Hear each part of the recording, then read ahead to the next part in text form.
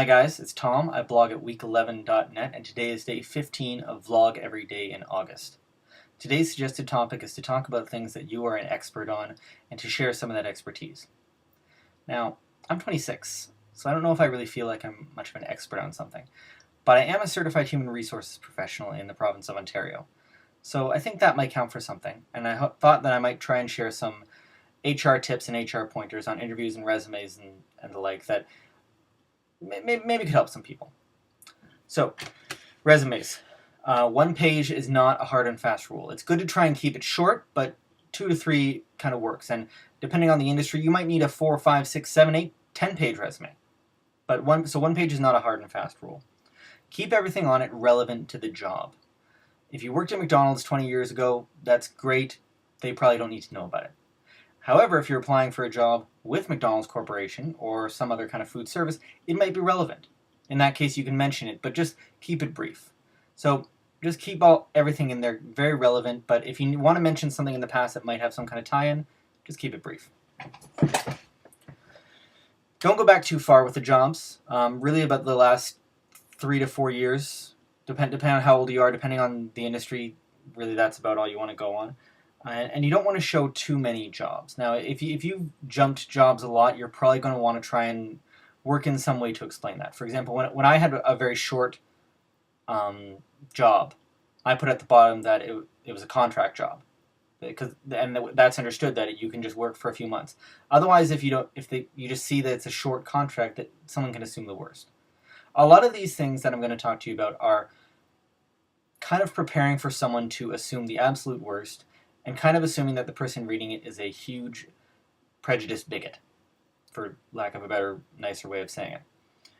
So for interviews, arrive early. I mean, that much is obvious. Assume traffic, assume problems. Just, you know what, bring a book, bring an iPad, bring an iPhone, bring whatever you want. Keep yourself entertained, but get there as early as humanly possible. Don't walk in if you can, but just be there, okay? Shake hands and make eye contact. You know the usual kind of stuff there. Frame everything in the interview as what you can do for them, not they can do for you. Don't frame it as, this is what I'm going to get out of the job, and this is how the job is going to benefit me, and this is why I think it'd be a good fit for me. That's fine, but frame it as what you're going to do for them. Okay? If your cell phone goes off, if you sneeze, if something terrible happens, acknowledge it and move on. If your cell phone goes off, pull it out. Don't by any means answer the call. I mean, duh. Turn it off, put it away, move on. That's the most professional way to deal with it. You want to make sure, honestly, I put mine into airplane mode so that even if it accidentally turned it on, there's no way anyone could ever do anything about it, and nothing would ever go off, but that's me. It should obviously be off already anyway, but get to the heart of the questions. Most questions are subtle. They're not asking really what they sound like they're asking. These are things like, your weaknesses. They don't really care what your weaknesses are. They want to know how you handle things that you do have trouble with.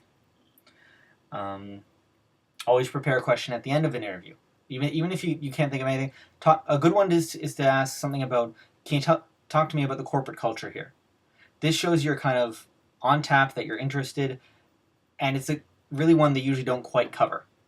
It's a good way, and it's also a good way to get a feel for the corporate culture from their answers, which is kind of a pretty key component of if you want to work there or not.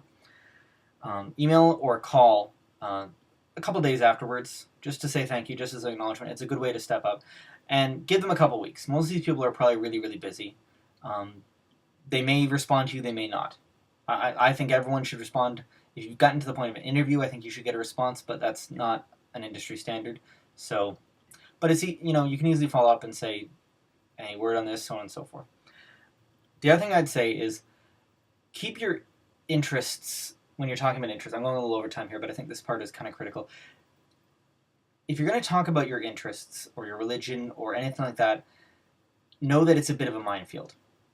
You might get lucky, and you might have someone who just either has no opinion on it, or maybe says, oh, that's great, I share that hobby, I share that religion. That's great. They're not really supposed to hire you on those bases, though. They're really not. And you can easily get someone who says, I really hate people who do that hobby, I really hate people of that religion, and they should not hire you on that basis. Don't get me wrong, but they might.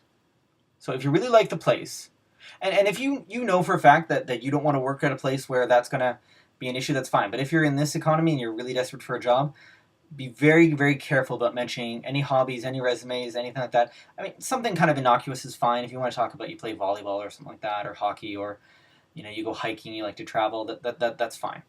But if you're talking about your family status, if you're talking about your religion, if you're talking about your political affiliations, these are all things that they can, and some people will hold against you. Now they shouldn't legally, but do you have the money to put a discrimination case up to them? I know I don't. So, anyway, those are just my little tips for you. Hopefully that helped out. As I said, it ran a little long, but I think that's all good stuff. So, hope that helps, guys. I'll talk to you soon.